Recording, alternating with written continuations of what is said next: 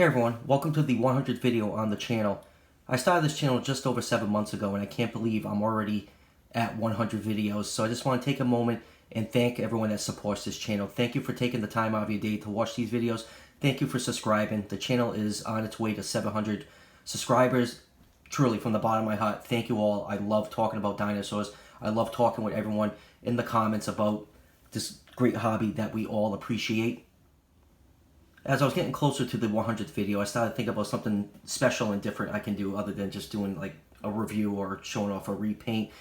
And I thought about showing off my Transformers collection, which pretty much rivals my dinosaur collection, which is pretty impressive, but I decided against that. So I want to show you guys another hobby I'm into that I'm very, very passionate about. So I just want to share this part of my life with you guys. So let me just clear these guys out of here and we'll get on with it.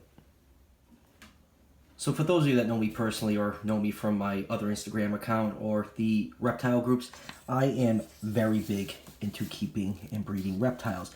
Namely, this animal right here. This is a blue-tongued skink. This is actually a baby that's only a couple months old. It was born here, and I have been in absolute love with this species of reptiles. I've seriously kept these and bred them for the last 5 years. Sorry that I am all over the place. This baby is very, very squirmy. Blue-tongued skinks are mainly native to Australia, and there are some species that live in Indonesia and the surrounding islands. This particular one right here is a northern blue-tongued skink. This is one of the Australian species, and they are the most common captive bred species of blue-tongued skinks outside of Australia. And the interesting thing about these skinks is that Australia banned the exportation of their wildlife for the pet trade in the late 70s. So what is outside the country from that point on till now is all we have left in captivity to work with, which makes these animals very unique. Like bearded dragons are from Australia, but there are a absolute ton of them. Blue-tongued skinks are a little bit rarer in the hobby. And I'm just going to put him down while I talk about it. Alright, I had to put that baby back. He was going all over the place. I didn't want him to fall off the studio table. So here is one of my adult northern blue-tongued skink. This is Charlie.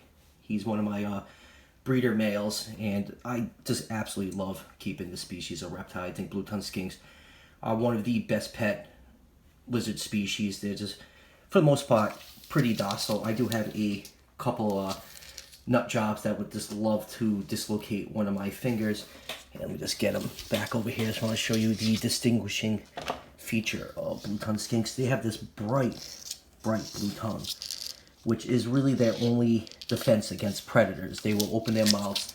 They have a very pink mouth inside, and they will flash this blue tongue in hopes of deterring a predator from preying upon them. Other than that, they're really not that fast. They have these very, very tiny legs, and they're just such a delight to keep. They have a lot of different personalities. I actually have about 20 northerns. I keep 4 different species of blue-tongued skinks. I keep the northerns. I have an eastern, which is a different species. They're from the eastern part of Australia. Obviously, northerns are from the northern part. I have Merauke. They are from Indonesia. Meraukes and all the Indonesian species of blue-tongued skinks are very heavily imported into the U.S. Most of them are wild caught. Those really don't make the best pets if you're just getting into these, because they're usually covered in mites and need vet visits to clear them up from internal parasites. But once you get them established, they do make pretty good pets. The only problem with them is they're very hard to breed for some reason in captivity. Very few people have been successful with the Indonesian species.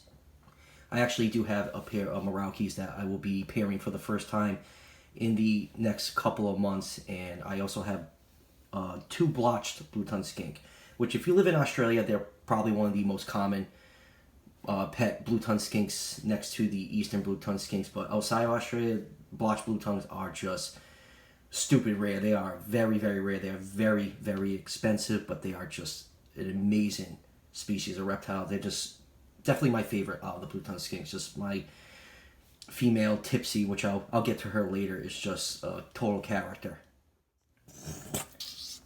One of the cool things about blue-tongued skinks is they are omnivores. They will literally eat anything they come across in the wild. They will eat vegetable matter, fruit, rotten flesh from roadkill, worms, snails. They're even known to raid people's pet food dishes in their native habitat. And the coolest part about keeping it is just the ease of their diet. These guys will eat dog food, because dog food is an omnivore diet. You know, it's protein and vegetable matter. It's a really great diet for these guys, and they absolutely love eating it. They'll pretty much eat anything you throw in the cage for it. And adults, since they're not very active animals, they can get obese really, really easily. So they usually only eat about once a week. So it makes their care pretty easy. You don't have to worry about feeding them every day. Babies grow incredibly fast. Their metabolism is through the roof. They can reach the size of this big guy right here. He's about 2 feet long in about a year, fed properly. And another interesting fact about these guys is they don't lay eggs. They have live birth. They're one of the few reptile species that give birth to live babies. So, you have a mommy and daddy skink, and they get together, and with northern blue-tongued skinks, about 100 to 120 days later, you have about a dozen babies running around the enclosure, and it's really cool. I've actually caught the birth a few times, and it's just as amazing the first time.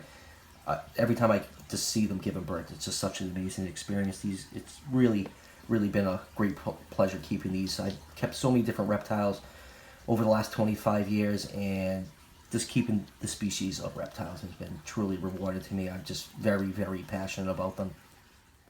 So I know I mentioned my blotched blue-tongued skink Tipsy, and here she is right here, and she is absolutely a gorgeous animal. She's a squirmy mess, so she's probably not going to stay still, but just look at her colors, that bright yellow against that black and that bright orange.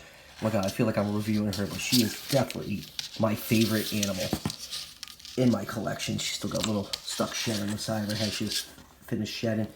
She is just has a ton of character. Like I'm, active in a lot of the blue-tongued skink groups on Facebook, and people just love this skink. She's an absolute pig when she eats, and her nails are probably just like driving the sound crazy on this microphone right now. So I try to keep her from scratching, but she's just an absolute character. These are just, if you can acquire one of these, they are just totally worth it. I mean, like I said, outside of Australia, these things are just stupid rare and extremely expensive. So it's a great honor that I have two of these. Come on, Tipsy. That's why I call it Tipsy. She kind of likes to flip over when you're holding her. She is definitely a unique skink. So on top of the Merauke and Eastern blue-tongued skinks, I also keep a species of skink called the Berber skink. They're really neat animals.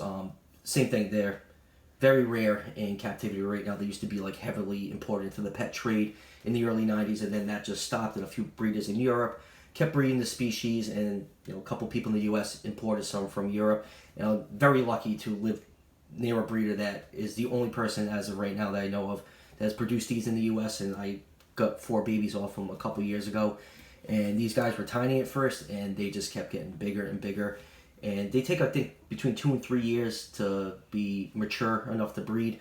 And right now they're just about to hit 2 years old, so hopefully next year I'll be able to produce these. Unlike the blue-tongued skinks, this species does lay eggs, and they have a very similar diet to blue-tongues. I call them mini blue-tongues because their care is almost the same. They eat dog food, cat food. I give them a little bit more vegetable matter than I do give my blue-tongues, but these guys absolutely love food. Adults, I heard, are pretty tame to hold. For some reason, mine are just complete maniacs, maybe because I just don't hold them too much. I don't really hold my animals too much, other than like checking them, weekly for maintenance, make sure there's nothing wrong with them. I just like to sit and observe my animals when I get home from work. It's very common to me. And finally, this is the last species of reptiles that I keep. These are pink-tongued skinks. This is actually a juvenile right here that was born here about 1.5 years ago, and these are very similar to blue-tongued skinks. They are a smaller species. The adults usually get about 17 inches, and one thing I like about them, I love the blue-tongued skinks. They have really good, calm personalities. Pink tongues are incredibly calm. I mean, look at this guy. You saw my other blue tongues. They're all over the place. Pink tongues just kind of just sit there. And unlike the blue tongues, these are really good climbers. They have a semi-prehensile tail that they can use to grab onto tree branches and stuff, and they have very small sharp claws, and he's really not doing it right now, but you know, obviously they're called pink tongue skinks. They have a bright pink tongue, and babies are actually born with a dark blue tongue. It's almost black in color, and their mouth when they're young is also a bright blue. It's meant to be a deterrent against predators. Just open up and flash that dark blue mouth to scare them away, and then with age, that blue tongue usually turns to pink roughly about when they're 2 years old.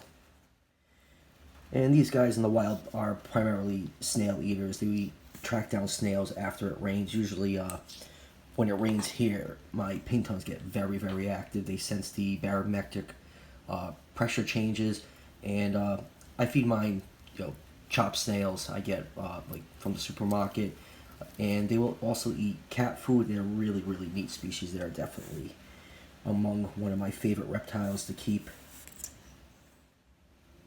So I hope you guys enjoyed this 100th video special.